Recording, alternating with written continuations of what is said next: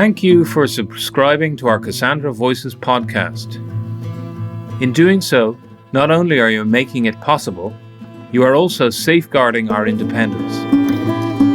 Enjoy the remainder of this episode.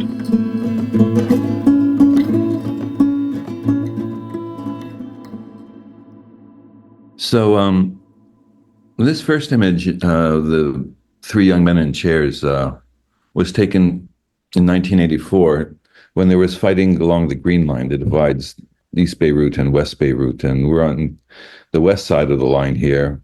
And these guys were sort of a street corner militia, but they were affiliated with Amal. But they were really like the defenders of their neighborhood. And they called themselves the Smurfs. And I spent a lot of time with them. And there was a lull in the fighting.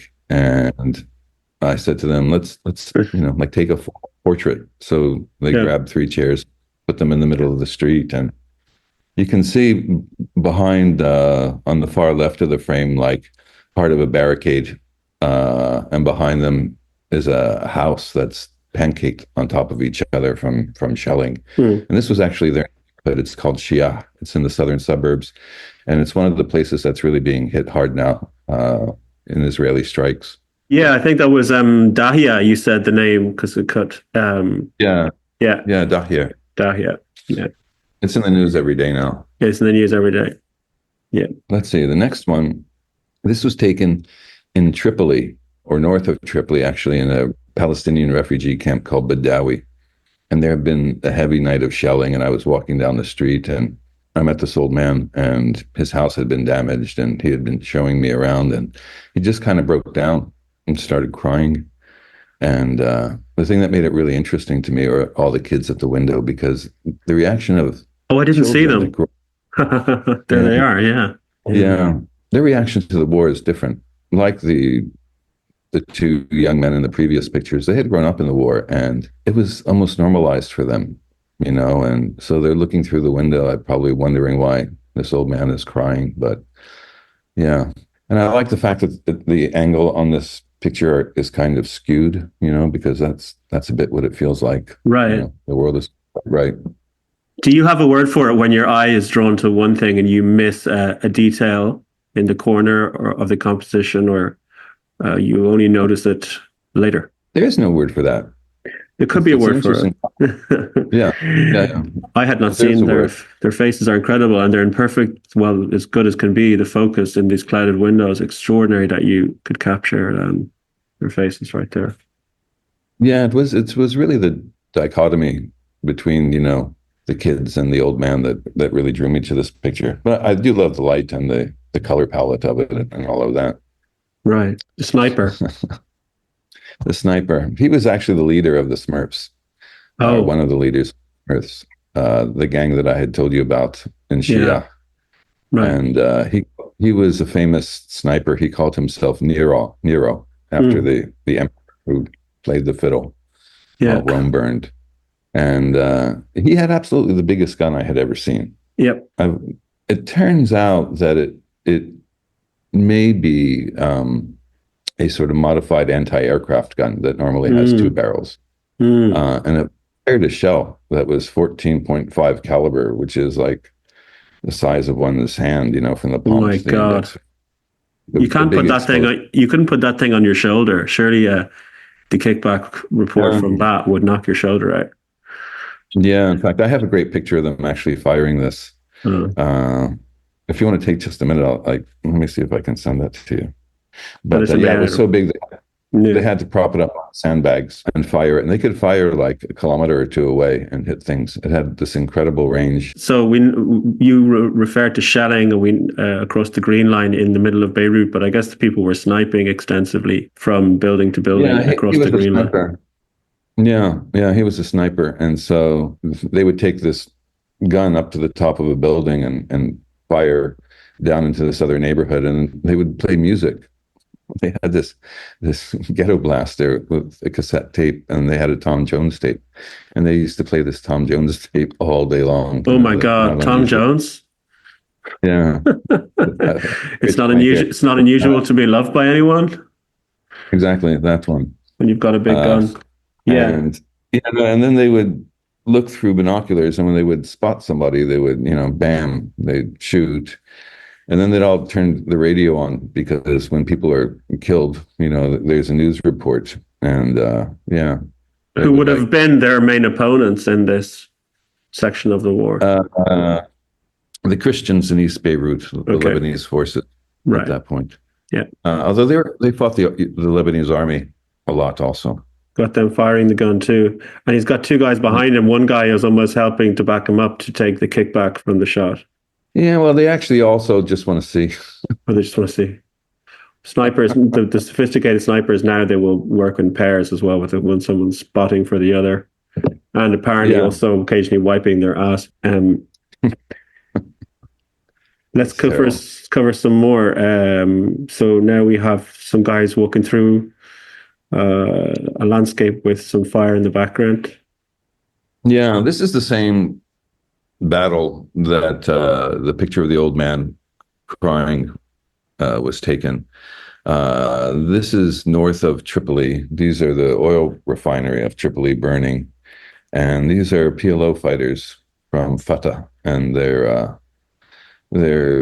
moving towards the front of the front line. And I don't know, this picture is kind of blurry, and it's again, it's, I don't know. For me, it's just, I don't know. It conveys to me the feeling I felt in the war. Yeah. They look wearier than the Smurfs. They're not running toward the... It's extremely dangerous where they are. Yeah. Really, really, really, because it really is like close to the front line. Let's see. This was taken in West Beirut, at the entrance of West Beirut, in a place called Corniche. The skull. The skull. Right. Yeah. Yeah.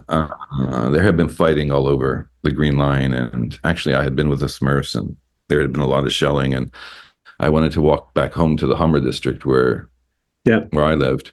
And I came upon this checkpoint at the very entrance. And it was something I'd never seen before. Somebody had put a human skull, and there's like an Islamic flag. And I don't know, to me, it was sort of a warning about where you're entering into. Yep. And you can see all the way down to the coast from this picture, but the building in the background with a hole in it, with a shell hole, is a hospital. And there's apartment blocks there, and you can see life is just kind of going on, though, in kind of an everyday way. The flag, you say it's an Islamic flag, but it's going to be too early for Hezbollah. So yeah, this is pre-Hezbollah, and it's not any particular party or flag that I've seen before. Is that the edge of the name? Is that the edge of the word Allah at the end, or what is it? What does it say? Can't make it out. Wrong person.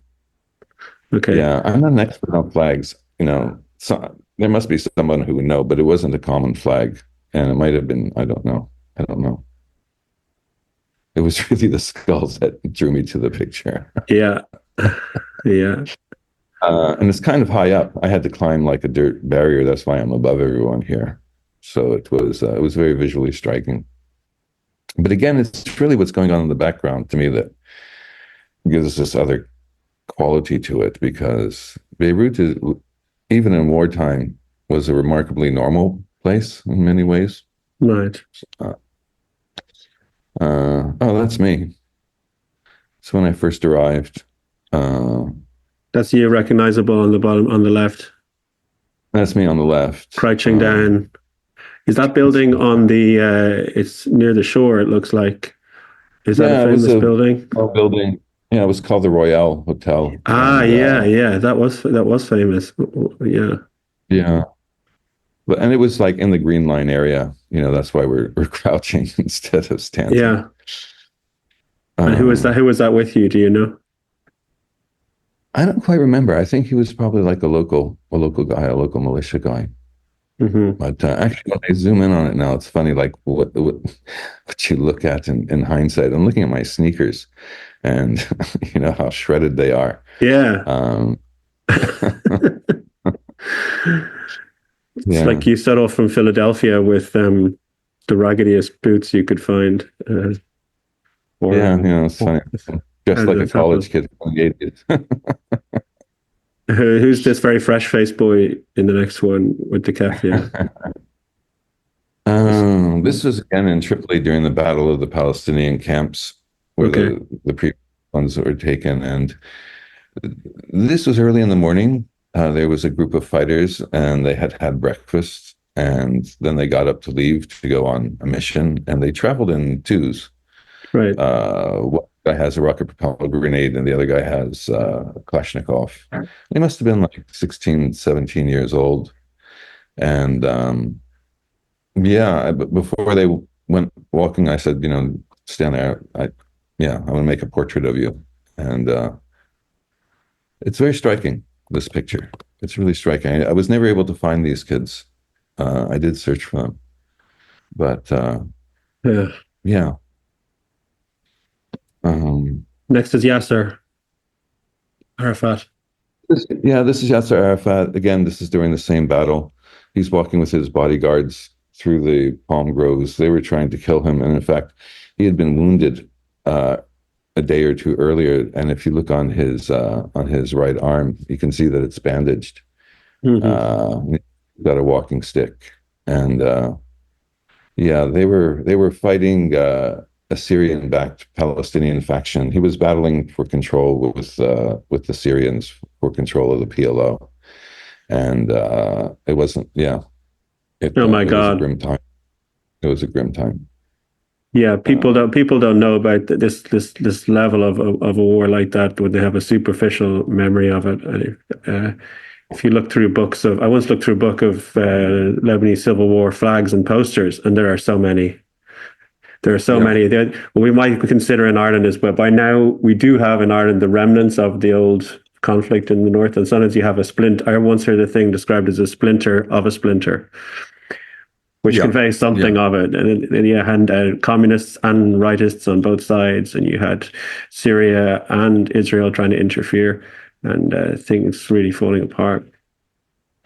Yeah, and this was after his forces had been pushed out of Beirut and they had gone to Tunisia, but he was trying to regroup in the north of Lebanon, and he was engaged in this months-long war around two camps. One was called Badawi, the other was called Nahra Barid, and it was a very grim time because they were targeting him by artillery. And in fact, I had been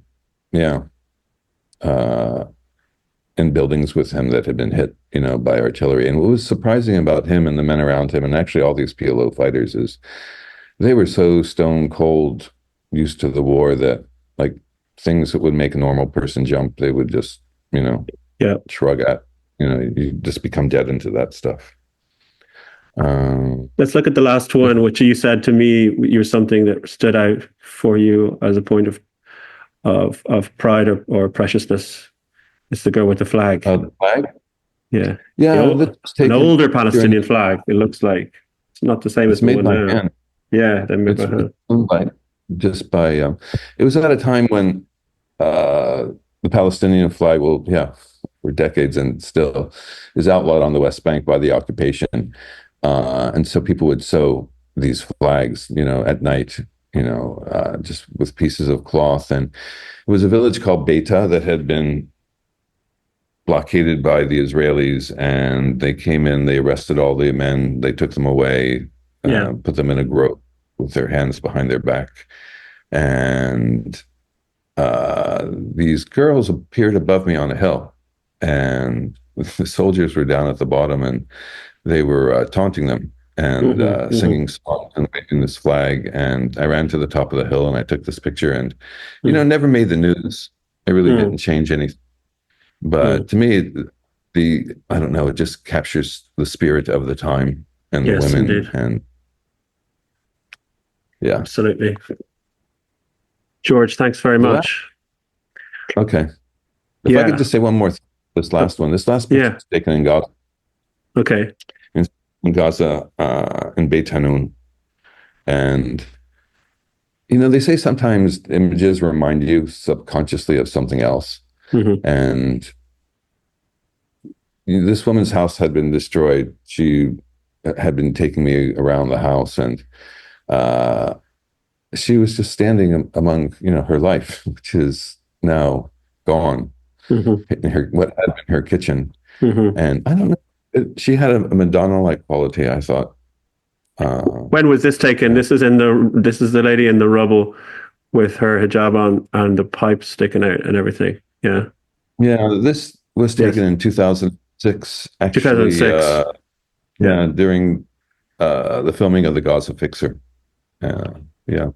There was an Israeli incursion into Gaza at that time, and there was a war. Yeah. Again, which no one remembers, but yeah.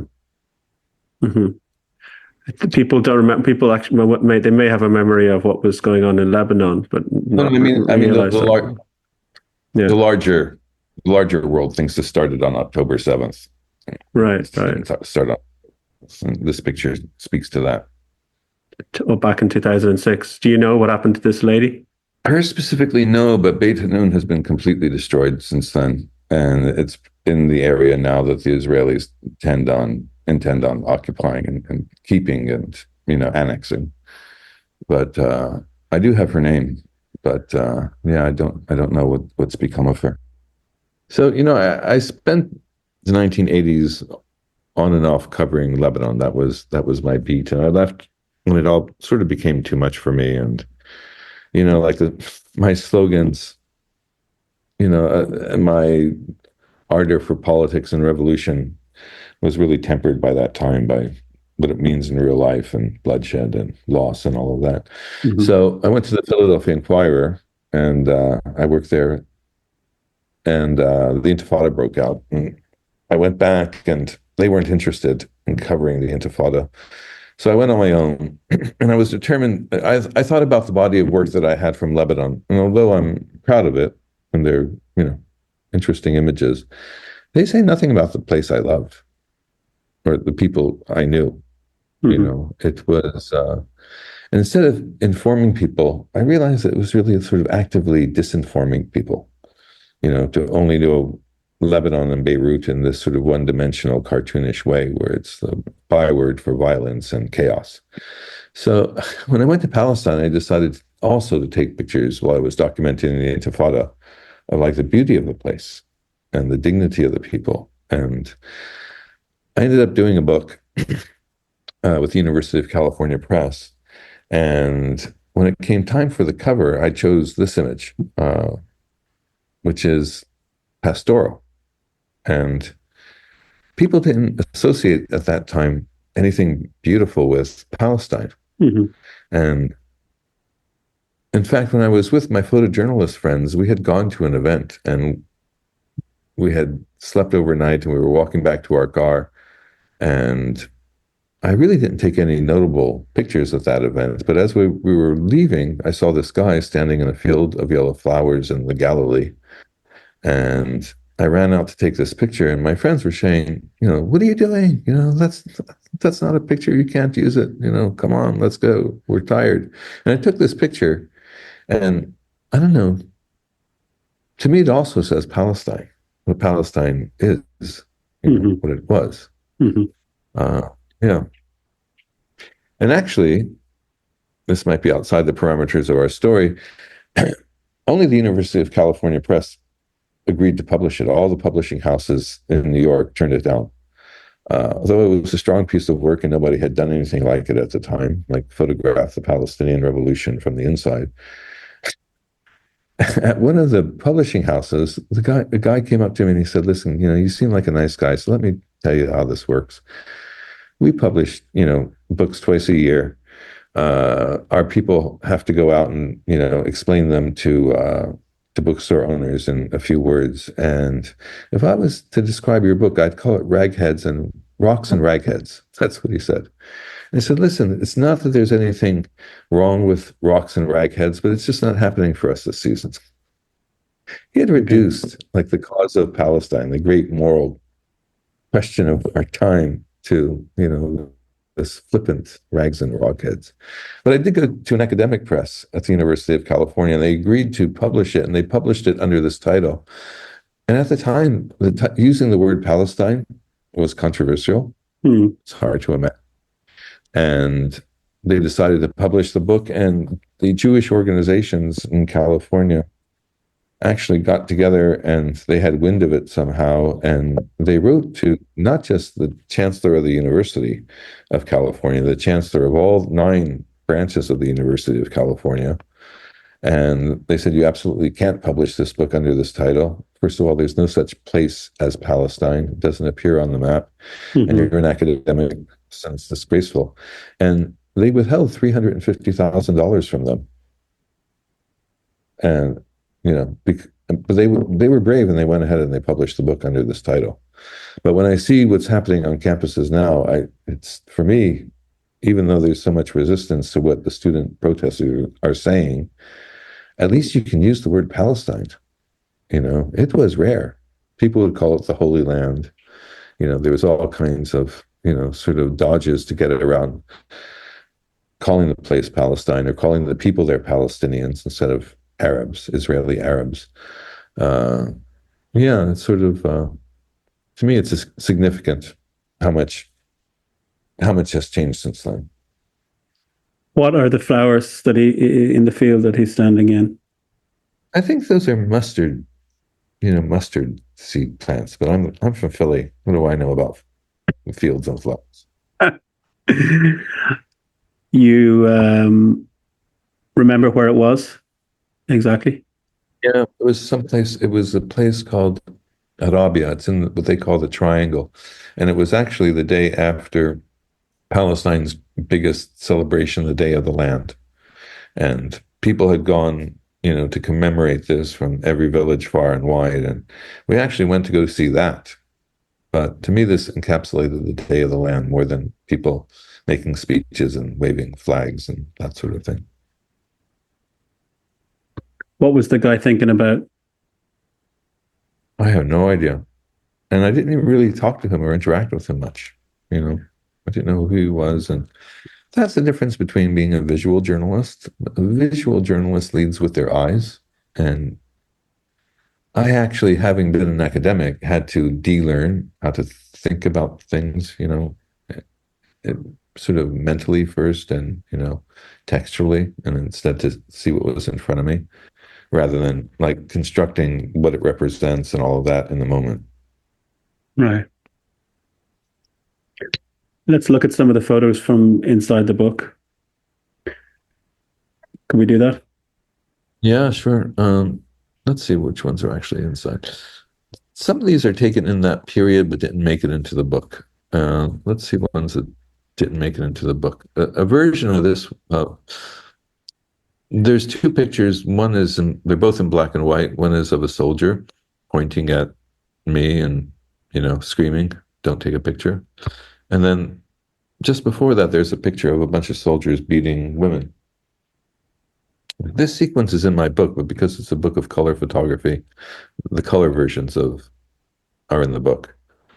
But this happened in Al Amir refugee camp, just outside of Ramallah, and the soldiers had come into the camp, and they were going door to door and breaking down doors and dragging away young men. And this was one of the men they dragged away. And this was like one of the first pictures I took of it. But then the women of the camp came to their doorways and they started, yelling and screaming, and they all ran out and they jumped on the soldiers and they fought to free the young guy. And there was a brawl, and this was sort of one of the pictures of that brawl. The next one is the one with the women who were towards the center, and there's a soldier who has the butt of his gun raised up. Yeah, this is actually part of a series. The series appears in the book, and at one point, the old lady who's on the ground under the pile of women, there's a soldier next to actually the guy in the foreground here, and she's biting his leg. Oh, wow. Which I thought was hilarious. I have that one here somewhere. Yeah. Could you grasp people's reactions? Did you know any kind of Hebrew, or could you work fluently with the Arabic that they're speaking? in I places like understood what they were Ramallah? saying in Arabic for the most part, but as a photographer, I work a lot with silence, and I try not to say much. I try to like disappear and be a fly on the wall. Of course, you hear things, but uh, when people are abusing you in their language, you don't really need to know the nuance. You can You you can can read tell. them. Yeah. Yeah. And again, growing up from a tough neighborhood, you can tell when someone's about to throw a punch and when someone's just blustering, and you can tell. Sure. You can tell.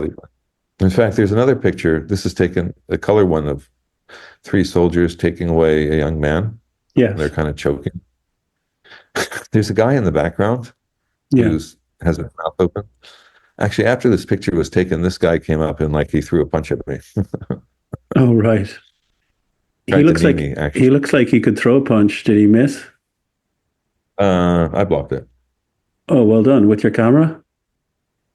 Uh, no, I think I just put up a shell guard. um, Did you use the Philly the shell? thing actually about my boxing actually came Yeah.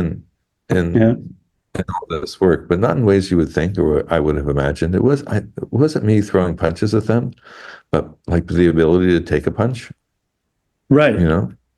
That is a Yeah. useful ability and get out of the way and know when one is coming. Yeah. Yeah. That was actually more useful than throwing a punch. Because if you throw a punch and deck one of these guys, you're going to get the shit beaten out of you even worse, So Yeah. better just like to get on the chin and, get up. That happened several times. You said the one before that sequence was Ramallah. Is this Ramallah or is this somewhere else? Uh, it's Al Amari refugee camp, which is just outside of Ramallah, the outskirts of Ramallah. Okay. And the soldiers, this is in the 2006 period when you really started a deeper relationship with Gaza. Which one are you looking at? The one with the kid being taken away and an older man watching. That's actually this. during the Intifada. That's Salahuddin Street in Jerusalem. Oh, okay. The first Intifada. Yeah, the first Intifada. Which the book I showed you, that's what it's about. It's about the first Intifada. All right. Okay. Okay. So we're moving back. We're moving through time. You sort of had finished up with the civil war in Lebanon was over, but the whole second phase of your career began. My career was in Palestine. Yeah. Beginning Okay. of Intifada. Got you. Yes. And the last couple of pictures are from Gaza. This is the Erez border crossing and one of the 6 gates. The man at the gate. Crossing. Yeah.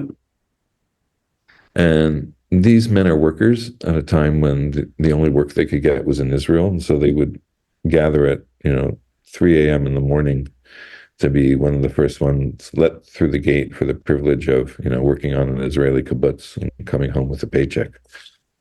And yeah. What year was this? This must have been 2007, maybe 2008, something like that. I can look it up. I don't remember offhand. And if you're on the other side, that means that had you been in this trip before, moved outside somehow to take this, or had you entered Israel and approached it with your permissions and all that? I was living in Gaza. I was living in Gaza because I was a journalist. I could get through the gate, and there's several gates, so they're waiting to get through one of these gates, and I had just passed further along into the gates. Did you pass through in a different way, or did you pass through in a crowd like that? That's good. No, I didn't have a special way. I must have bullied my way to the front somehow. Yeah. And the permissions to have the process to get your press pass to go and live in Gaza as a journalist, was that especially difficult? You had to be accredited by a real news organization. And I was accredited by the New York Times at certain points and by the UN at certain points. And Yeah, but you had to. It was a privilege, really, to have a press card and to be able to go back and forth. A very strange privilege, but it was a privilege. Yeah. Was it harder to get the UN pass or the New York Times? Well, I had the New York Times for years. And I was their photographer down there, and then they changed correspondence, and the correspondent they changed was, I'm not going to mention his name, but he was an Israeli. His son was in the IDF, and he never came down to see Gaza, although he was responsible for covering it. And yeah, as soon as he got into the job, he refused to sign my press pass. So, yeah. So, going into this whole enterprise of being a photojournalist in the Middle East, being a documentary photographer and filmmaker, I was really naive. I only knew the media world from the outside. I was trained in political science and history.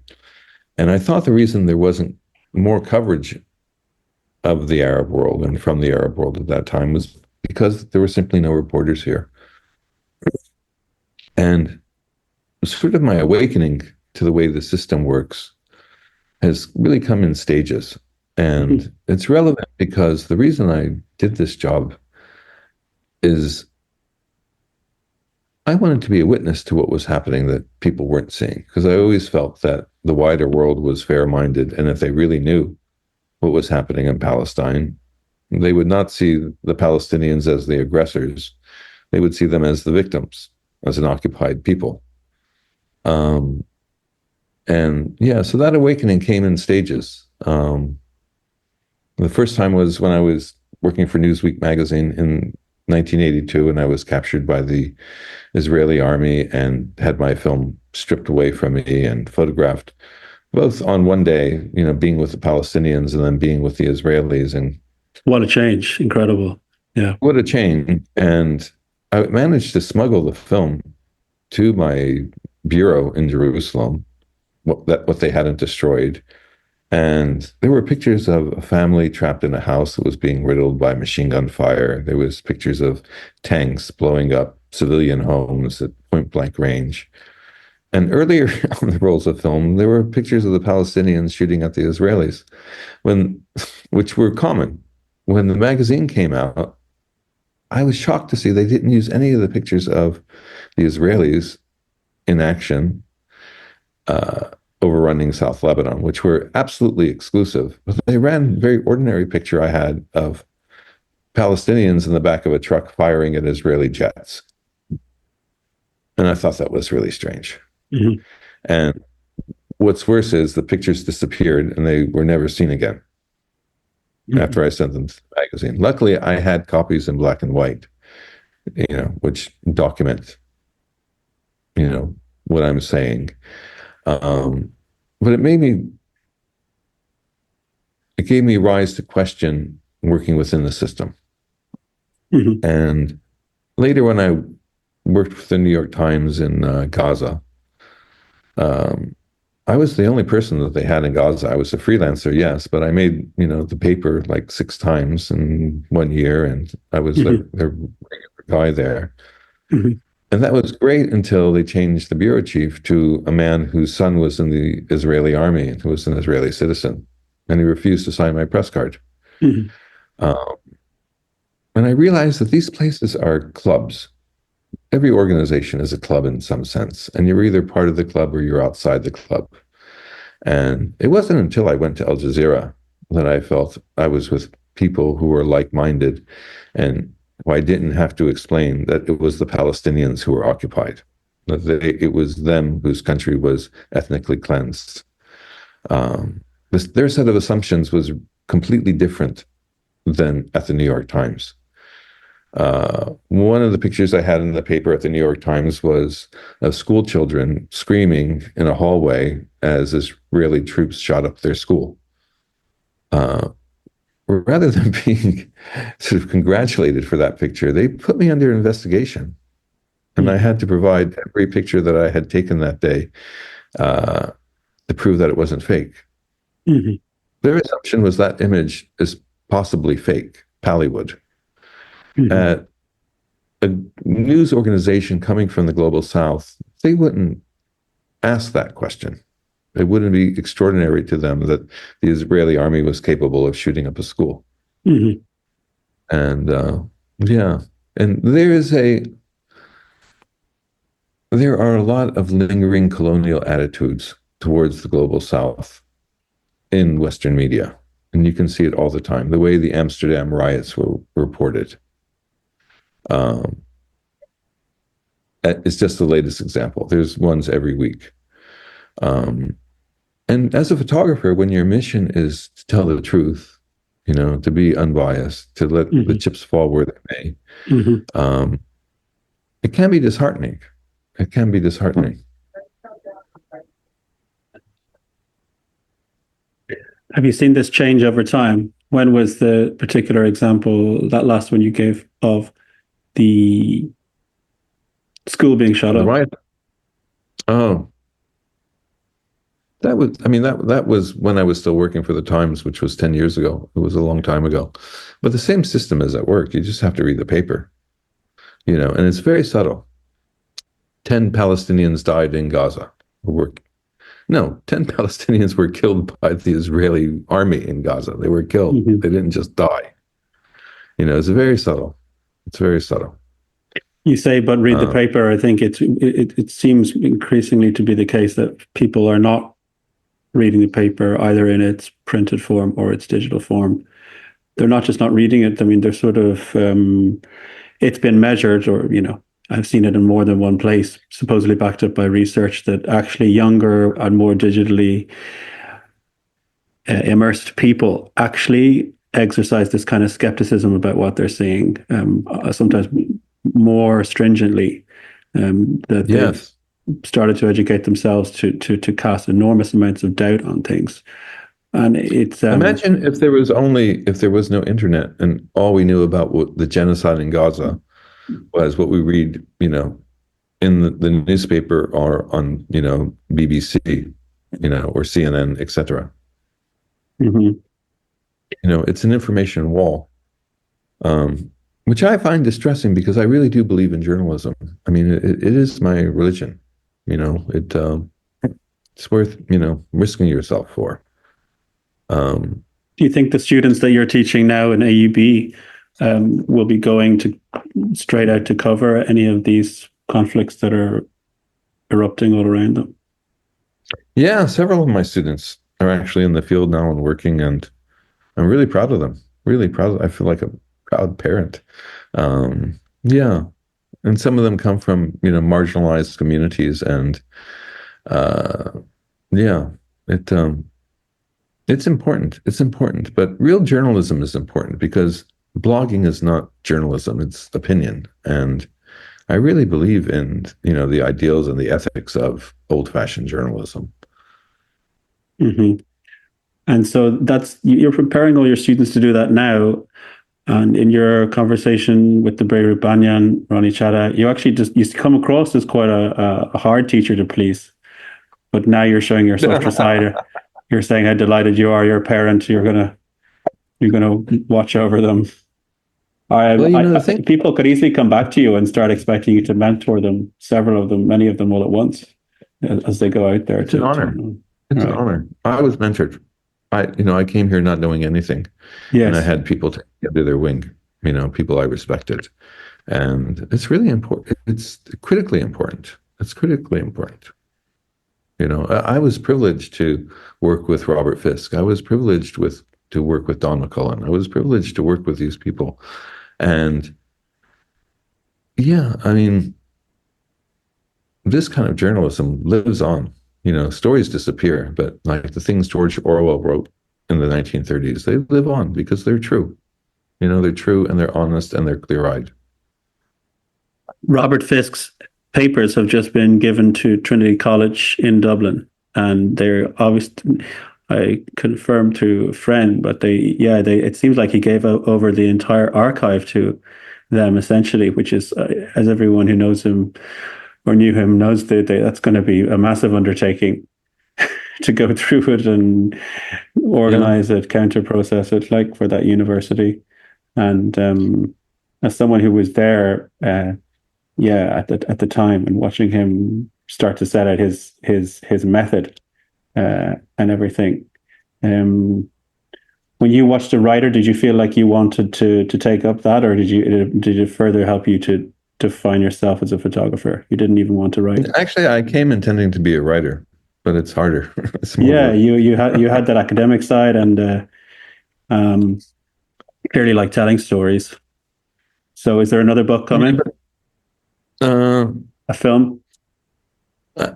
I'd like to tell actually the weird stories from the Lebanese Civil War, because it was a place filled with characters and weird situations and weird people, like the story I told you about the Irish kids who lived above me, and my friend getting the guy kidnapped. And there was an Israeli spy who lived just down the street from us.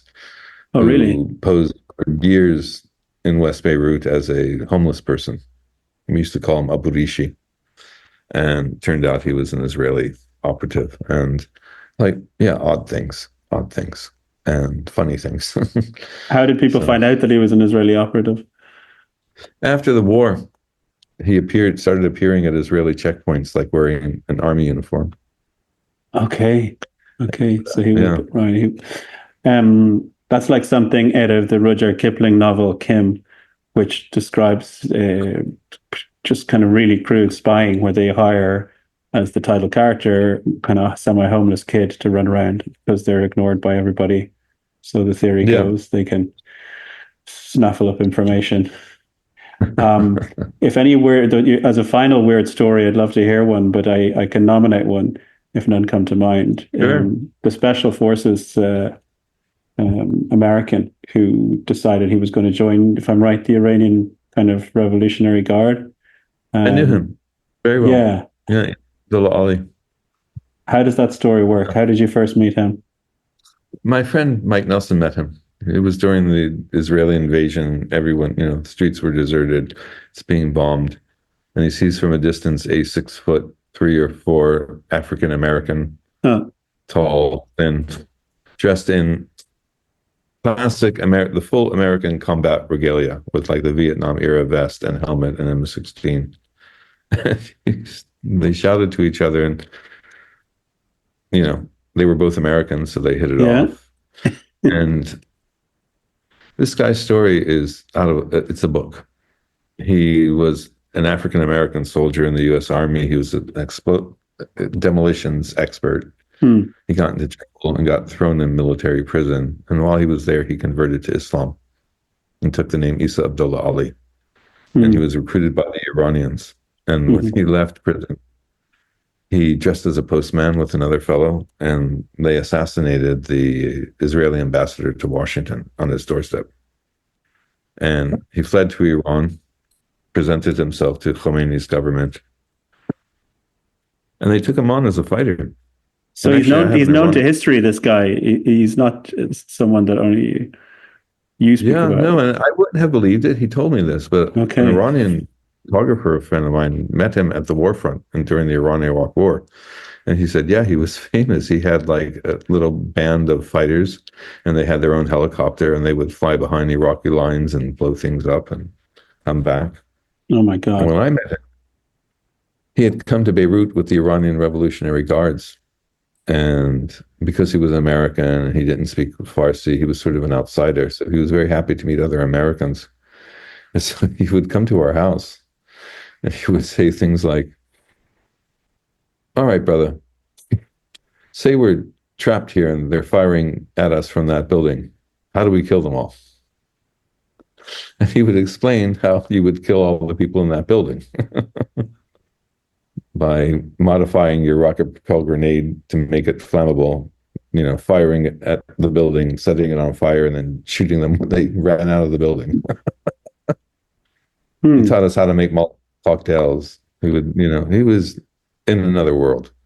And he was like America's real Black Rambo. I guess you didn't actually make any Molotov cocktails, but you were checking out his techniques. Actually, my friends did Okay. at some point. Did they use wine bottles or Azar beer? You should use a bottle with thin glass so it will break. Wine bottle, big mistake. You can throw Big it and it mistake. won't shatter. Yeah. Anyway, yeah, it was a city full of weird characters like this. And, as I said, revolutionaries from around the world. It was a weird and funny place in some ways. So, yeah, if I was to write something, I would write about that. Do you find yourself? I mean, you were happy to be drawn back to it eventually because you had put it behind you. You didn't have the same kind of And I didn't come addiction back to it for as many Fitz. years. Yeah. I didn't come back for many years because I had been highly traumatized by the country. And it wasn't until I made the film Beirut Photographer that I really came back. And I had to meet the people that I had photographed and had sort of carried this weight of guilt about it all. And when I made this film and I connected with these people and I saw how precious these images were to them, that they weren't angry about me for taking them, it reignited my connection with the country. And when the film crew flew off, I told them, listen, I'm staying here. Um, And I've been here ever since. wow. Okay, so that's almost the last 20 years, really. Yeah, 15 years. Yeah. 15 years now. And do you in your time, you haven't focused on photographing Lebanon mostly in that time, if that's correct. You moved into I make documentaries now. I Yeah. don't really like take photos. And, the thing about photography is it's changed. When I was here, it was something special and unique. And if I didn't take a picture of it, it would disappear forever. And no one would know. No, everybody has a camera. And people's relationship with photography has changed. So I've moved more into the documentary realm because I feel more comfortable shooting things that are more considered and, orient the viewer.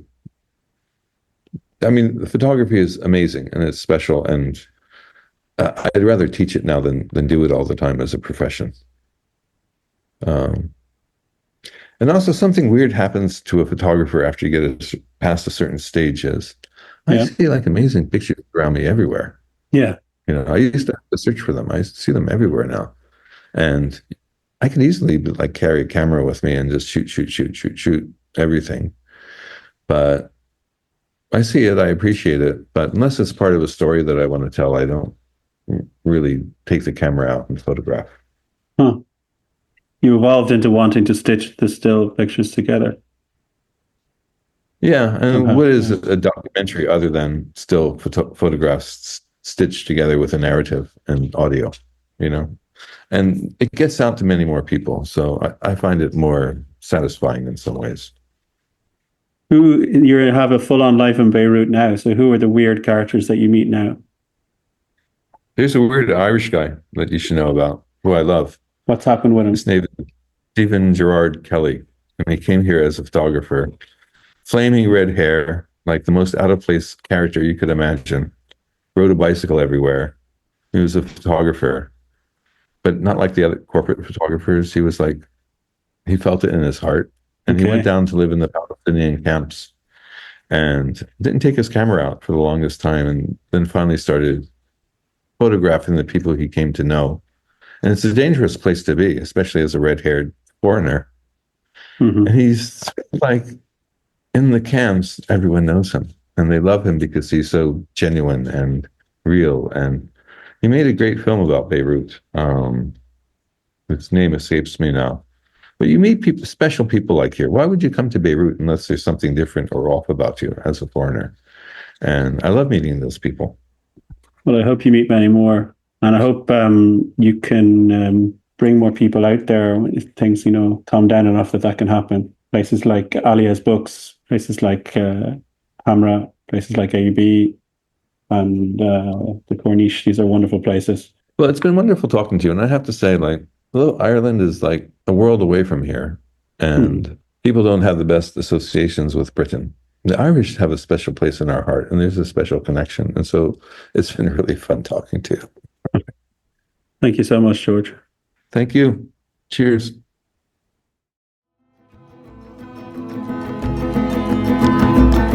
Thank you for listening to our podcast. Cassandra Voices is a multimedia project that seeks to highlight independent voices and inspire original thinking with stories from Ireland and around the world. Go to CassandraVoices.com online to read more and look out for more episodes from us in future. Your attention and your support are crucial. Thank you.